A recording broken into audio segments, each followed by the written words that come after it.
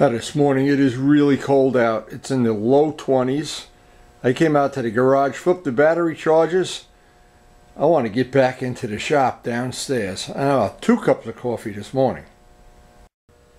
Now one of the things I do with the battery chargers is I come out at lunchtime and flip them, and usually they're charged.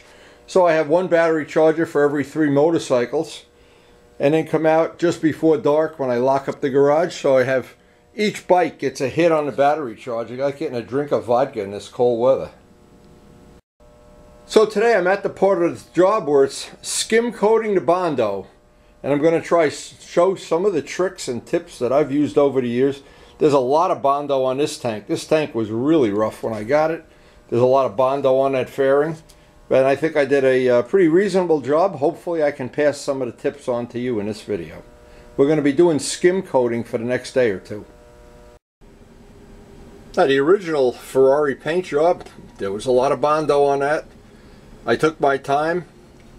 I think it came out pretty reasonable, but I want this to be at even a higher level if possible. So because we're not going to work on Steve's job today, we're going to put the whole day into what I hope, well, you don't know how you never know how a day like this is going to play out. But I always try to have some parts that are ready for paint, ready for Bondo, ready for sanding. This way I never come down to the shop and I'm disappointed that, God forbid, I should have nothing to do. So what I've been doing, and on the last video I showed what was involved in skim coating. I've done two setups already this morning off camera. This is the 3rd one of the morning. I'm putting on what amounts to be paper thin layers of Bondo in areas, and usually it's this area around the bottom which I'm trying to make a custom fold in the tank. These I want to get perfect, but I'm at the point now where a lot of it has to be done by hand. I still have some I can do outside with the power sanders, but from this point on a lot of it's going to have to be done inside. And when it's 26 degrees out there, it's a lot of fun being inside. It's more fun than being outside, that's for sure. So the first step, of course, is to try to get as much of this done with the power sanders as we can, which won't be that much because we're getting down to nitty-gritty here of getting the final details, and the final details I like to do by hand. But I can do this step over and over and over, and I don't care how much Bondo I use.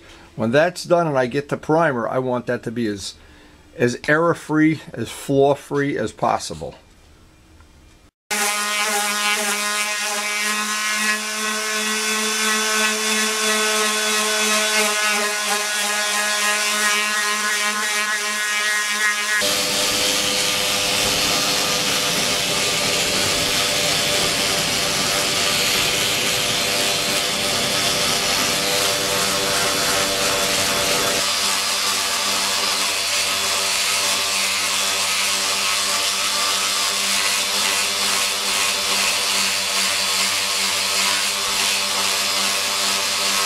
Now there's a point, I have it all roughed in. I call it roughed in. Now I'm going to put some fine grit sandpaper. I think I have some 100. And just lightly go over the whole thing. I want to get the whole thing because now I want to find those last little flaws. Every coat, the flaws get smaller and smaller and smaller.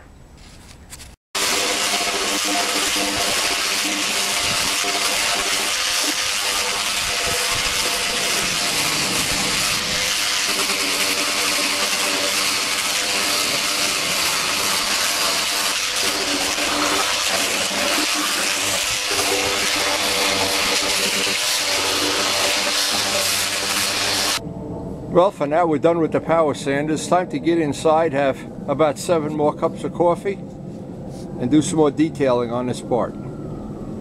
Now from this point on, we've got this pretty well roughed in. There's still a couple little spots, and I'm getting fussier and fussier because, again, the decision you always have to make. The guy that pulls his bike up to the sidewalk, takes out a can of flat black spray paint, sprays the whole bike, doesn't mask anything off. Maybe even paints the guy sitting on the bike.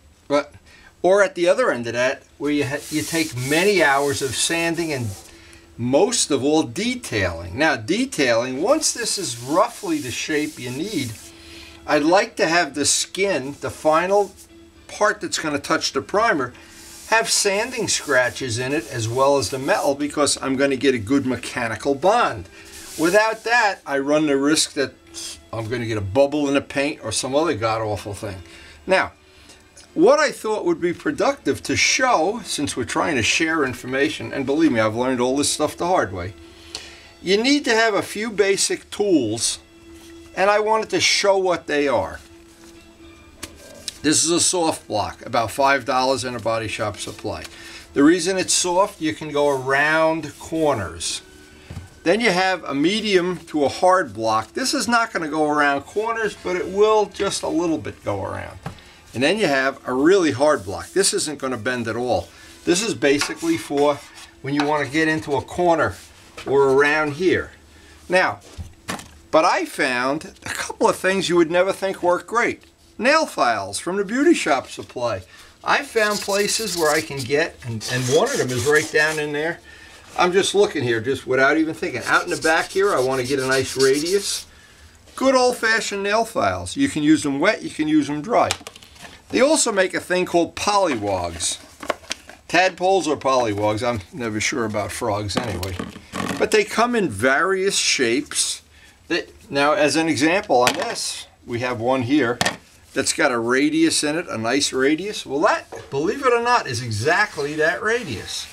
So when we put some sticky back sandpaper,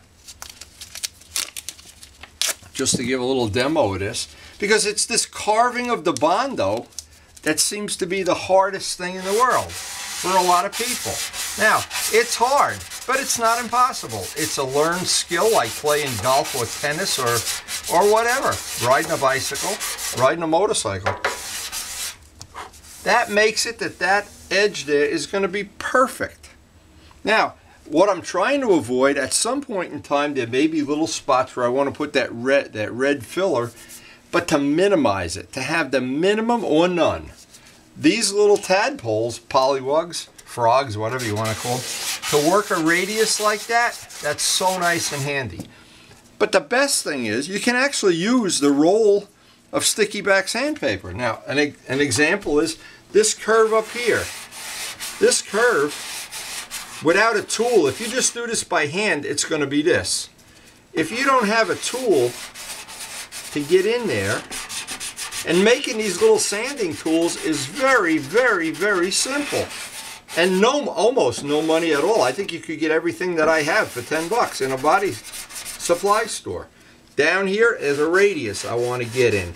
And so rather than leave the camera running for hour after hour, I'm trying to do these fast forward things so I can condense, you know, many minutes of video down into a short amount of time, because it's not the actual doing of the job that's it's sharing that information for other people.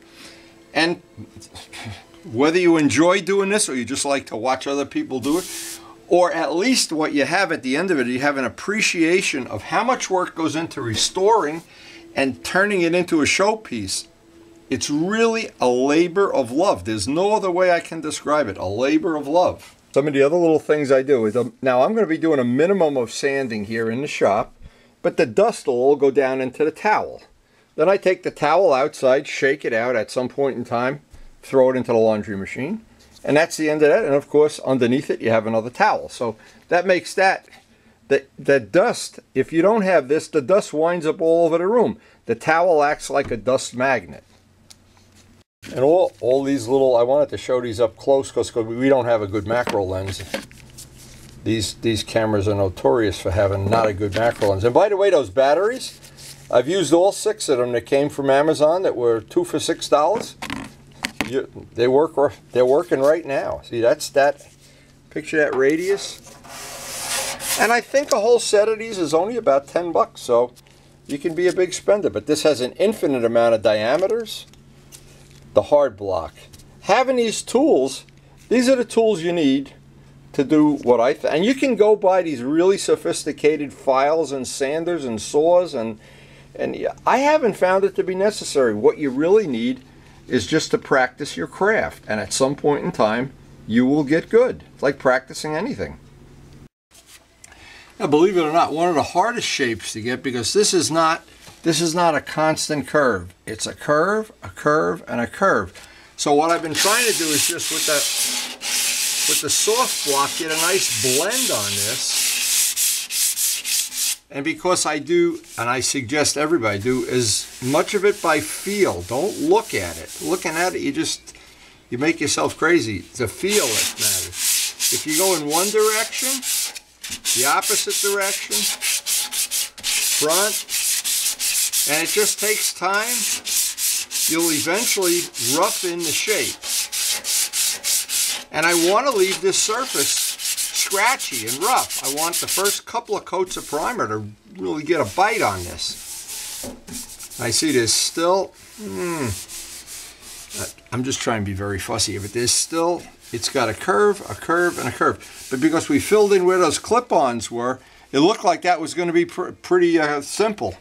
Really not that simple. And next step, I'm just going to wipe everything down here with prep oil. I want to clean the tank this. Now I want to get a little skim coat in here, and I'm going to do this whole thing by hand. Wherever I feel, right in here, I feel something I don't like. And I can run my hand around the edge here, and I know there was a spot up here. There was a little spot. This is going to be little tiny defects.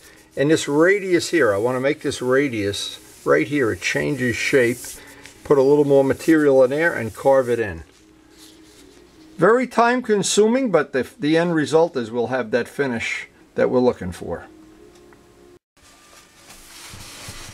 Now this step, I'm just trying to keep these ports as clean as possible, prep all of them between these. It also, if there's any, and there are a lot of little spots because I'm being really fussy. This is not, you know, it's that thing about the guy who paints his motorcycle in 2 hours with spray cans, or Ammo NYC, where they take and do every detail 16 times, and so it's perfect. Well, I'd like it to be as good as I can make it. And there's always goop comes off of this.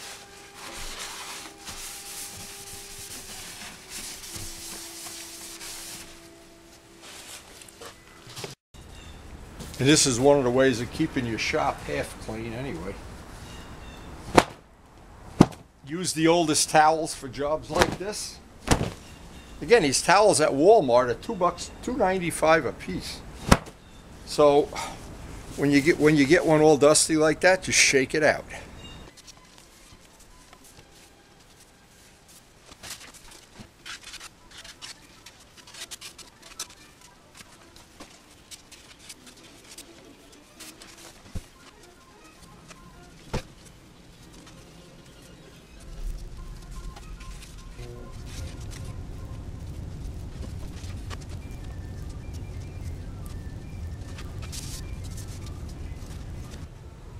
And the secret to a lot of things in life is patience.